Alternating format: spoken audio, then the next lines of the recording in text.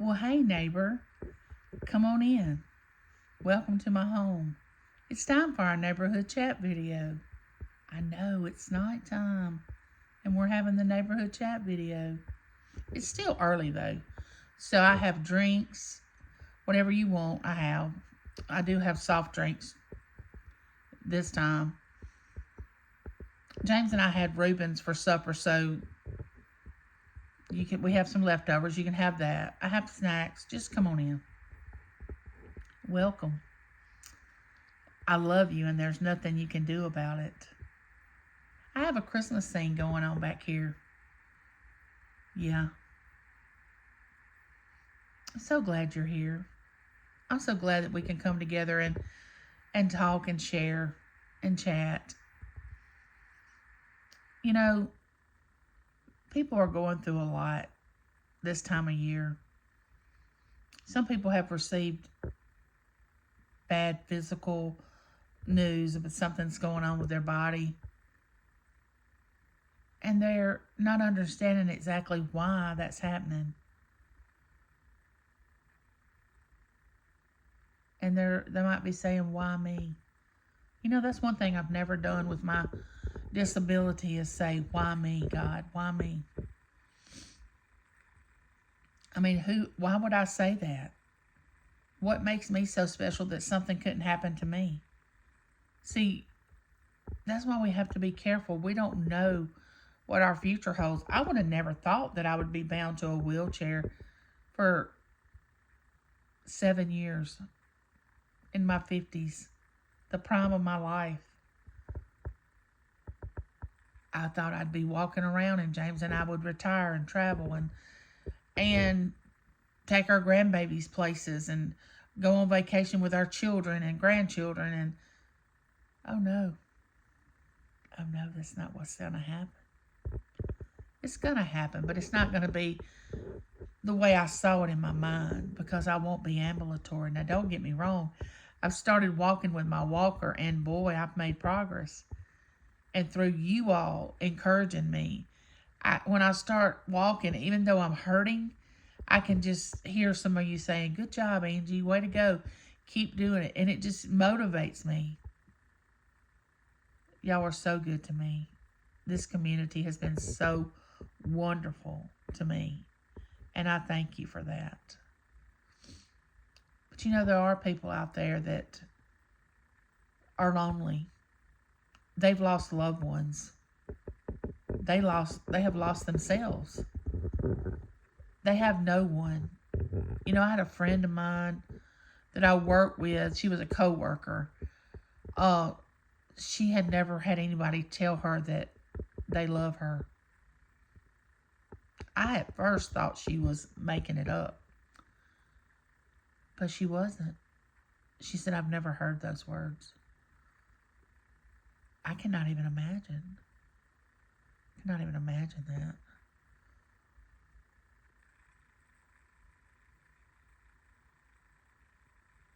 Even at my lowest in my life, I guess because I had God, I knew that I was loved. I didn't always feel the natural affection of somebody loving me, which a lot of people want that. And who doesn't? I mean, you want someone to hug you and really mean it. At least I do. You want someone to hold your hand. And I'm not talking about a relationship, that kind of hugging and loving. I'm talking about just your everyday, I love you, friend. I'm so glad you're in my life. Or just feel a part of something. There's so many people that do not feel like they're a part of anything, that they're just singled out and alone. You know, there's a difference in being alone and feeling lonely. I don't feel alone when I'm here at this house by myself. I know is here with me. I talk to him all the time. I was telling my physical therapist the other day before he got here, because I was hurting so bad and I was dreading for him to come, because I was just not wanting to walk because I was hurting. But I was determined I was going to do it. If I'm going to hurt sitting down, I might as well hurt standing up and walking. And I just kept saying, come on, Angie, you can do this.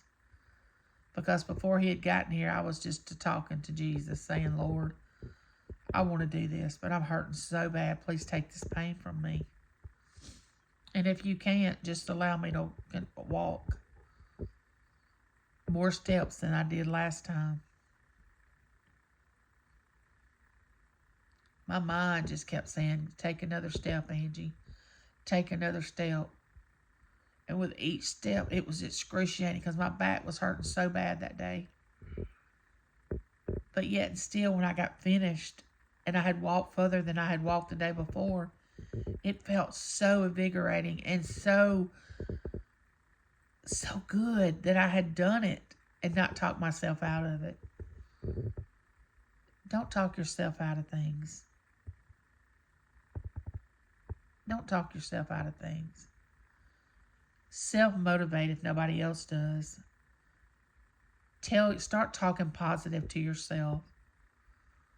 You got this. That's what I say. I say, you got this, Angie. You can do it. And the nights that I cry in pain, asking God to take that pain from me so I can get just a few hours of sleep. A lot of people don't know that. I don't tell a lot of people that because that's mine and God's relationship. You know? Just like I don't tell mine and James's intimate relationship. I don't tell you all about things that my children and I deal with or we've been through or what God has shown us. You know, if I know it's going to help someone, yes, I'm going to share it. But if it's not going to lift someone up, I'm not telling it. I'm not telling it. For one, I'm a very private person. And there's nothing wrong with that. I want to edify people. I want to lift them up. I want them to know that they are worthy and they're cared about and they're loved. And I want them to know they have value and that they're not alone. This holiday season is going to be difficult for people. They're going to need you to reach out to them and really, really care about them. And when I say care about them, I don't mean for them to become your responsibility. And most of the time, people want you to sit beside them and encourage them, not literally do everything for them. Now, I know there are people out there that would just hand their life over to somebody and say, I'll do anything you say. I just don't want to do it. You tell me what to do and I'll do it. No, I'm a self-thinker. I'm going to work it out. Because once we work it out ourselves, the next time we have a problem, and we will start working it out. And that's what causes us to grow. People have found out that something's wrong with their health and they need prayer. We don't always have to know the details of what they're going through. They may not feel comfortable sharing them. They may not have dealt with the news that they have received. You don't have to know all the details to pray for someone. Doesn't mean that you're not in the circle of trust if you don't know what's going on. You know, so many times people just want to know what's going on and never even say a prayer. They just want to know the news. And sometimes people like to hear that other people are struggling. It makes them feel better about their life. I just think that's strange. There are people that will not be at the dinner table at Thanksgiving with families that were there last year. Whether they've passed away or they can't travel that far or whatever the reason. Same way with Christmas time. They won't be able to be there. But if you know God, your higher power, you are in touch spiritually with your spiritual life, you should have peace and you should know that everything's okay. And that no matter what this world is saying that we're going through,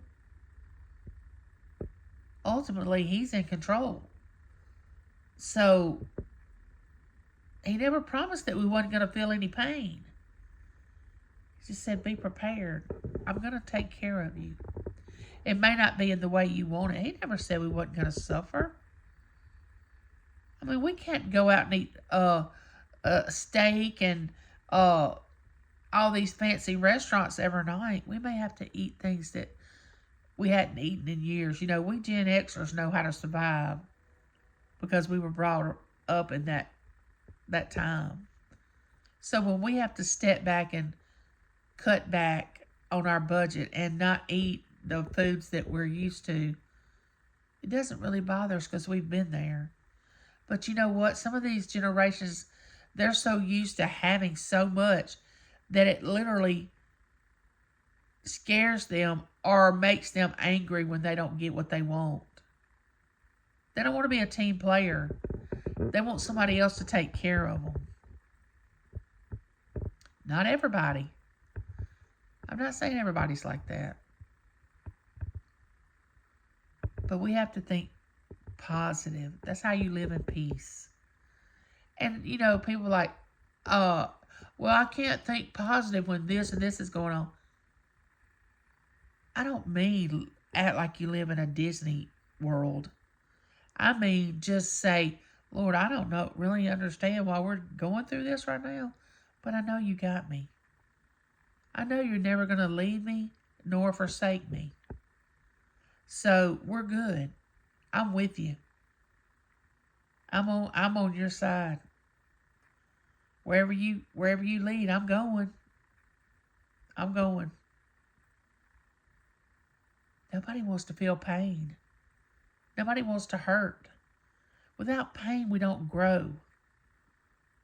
I mean, I don't understand why people don't understand that.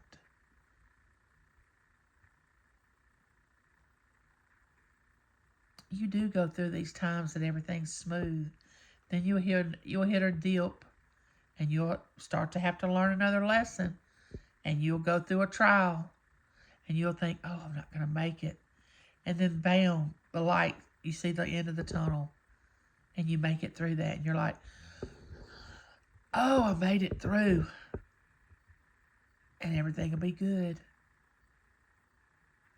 But you have to trust in your faith, and you have to know who you are. And if you don't, you need to seek that out, because I don't know how I'd live my life without that part, my faith. I don't see how people that do not trust in God, I don't see how they sleep at night, how they make it through tragedies, losing loved ones. I don't get it.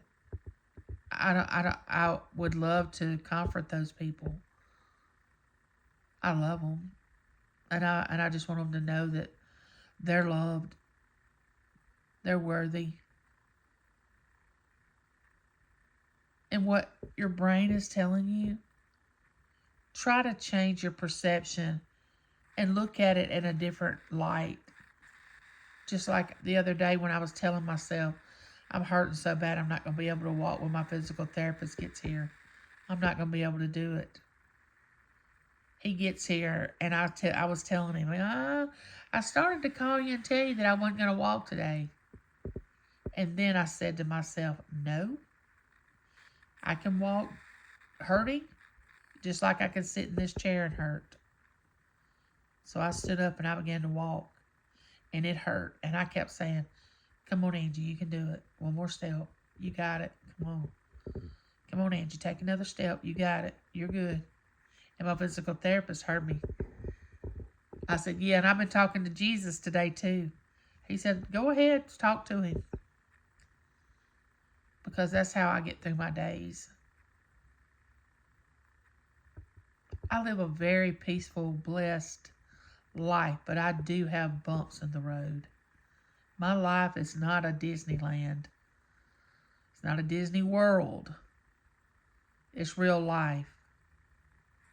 But I also know who has me and whose hands I'm in. That's how I can love others. Because I've been loved. I'm loved right now. I know that I am. I want you to feel that too. It's there for the taking if you'll just take it. Get rid of the bitterness, the anger, the disappointment. I mean, some of you all are just so disappointed about the way your life's turned out that you've just decided if it can't be that way, you're not going to live it. Well, you know what? This isn't what I planned. I didn't plan to be in a wheelchair when I was in my 50s, but it's what I've got. And I'm learning to live with it and to continue to do things that other people are struggling to do. Just know that until you take a step out of the situation that you're in, just stand there and physically just say, I'm just going to make a change. Don't be scared. Here's the thing. If you make the wrong move, you can always turn around and go back to where you started. But you got to start somewhere and move. You can't stay in the same spot. You know, it's like insanity, doing the same thing over and over and expecting something different to happen, and it's not. It's not going to.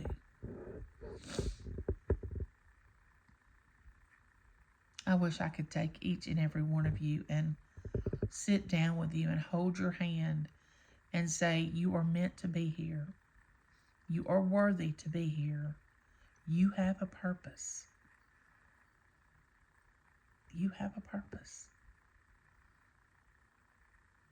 You know, there's somebody for everybody, and somebody's going to love you. But you got to let them. You can't expect them to do all the work and you not do anything because you're afraid you're going to get hurt. No, it's got to be a team effort. You know, I never understood that saying, it's better to have loved and lost than never loved at all. When I was in my teens, I was like, no, I don't want to love and lose. I'd rather just not love. But I understand that quote now. I've lived long enough to understand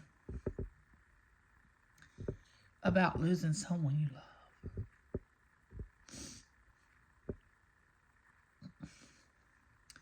And I wouldn't take anything for it.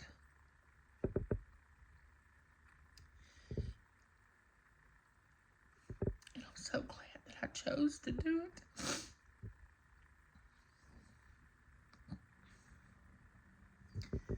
And it hurt when I lost that person.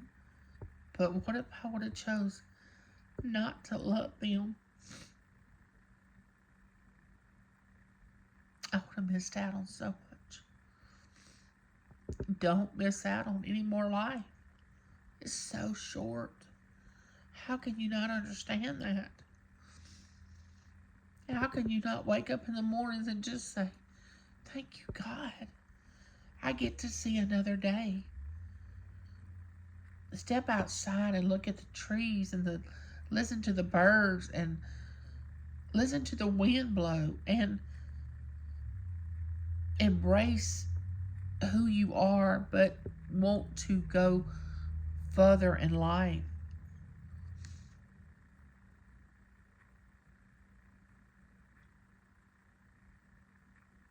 You got to come out of it.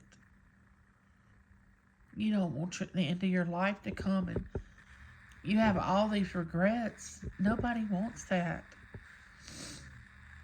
You got to start saying, it doesn't matter if I have 1 day or 10 years left. This is going to be my greatest time of my life. I'm going to start living it. And with that being said, neighbor, I love you and there's nothing you can do about it. Like, share, become my neighbor, subscribe to my channel. And I'll see you next time. Bye, neighbor.